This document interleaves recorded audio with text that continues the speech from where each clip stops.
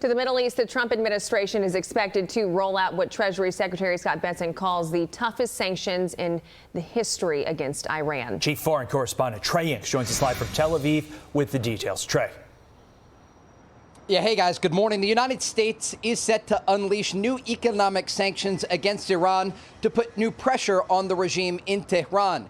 U.S. Treasury Secretary Scott Bessent wrote on Sunday, President Donald Trump and the overwhelming might of our military have significantly dismantled Iran's military capabilities and weakened its nuclear program. Now we are entering the end game. At dawn begins an economic D-Day, the single greatest financial offensive ever marshaled against any adversary.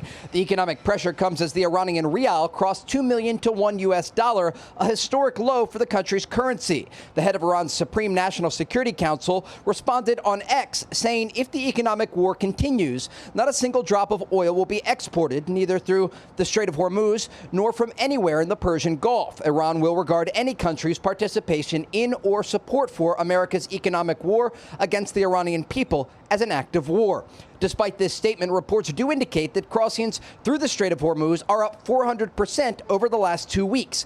The United States is overseeing vessels out of the Persian Gulf through a safer southern passage. This passage allows for millions of barrels of crude oil to be exported each day. Still, the Iranians remain defiant.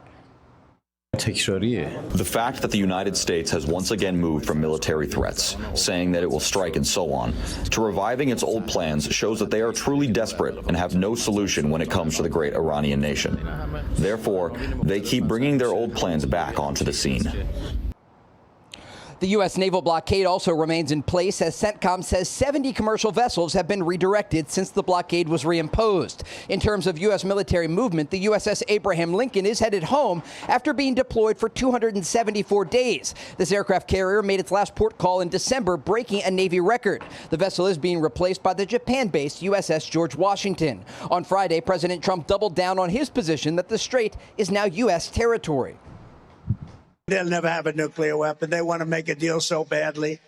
We don't even know if we want, because I view the Strait of Hormuz as an American territory right now. It's an American territory. The question remains, will this new economic pressure lead to a deal or a return to combat? Guys? Trey, we have had sanctions on Iran for decades, and we've been in a war with them now for months with increased sanctions. Iran's economy is teetering on the collapse as it is. How could these new sanctions actually be the death blow to the Iranian economy and ultimately, at the end of the day, force this regime out?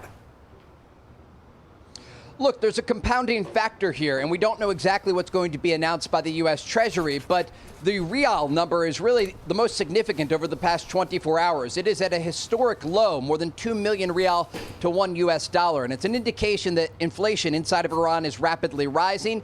Coupled with the U.S. naval blockade and additional sanctions, it puts new pressure on the regime in Tehran. And again, this question about who can make the decisions inside of Iran? President Trump on Friday talked about this as being one of the biggest problems of the United States, that even if new pressure is applied, they have to get to the individuals who can actually make an agreement and ensure that it's enforced. Okay, Trey Yingst live for us. Thank you, Trey. Be sure to like and subscribe for all the Fox News latest on YouTube and catch full shows streaming now on Fox One.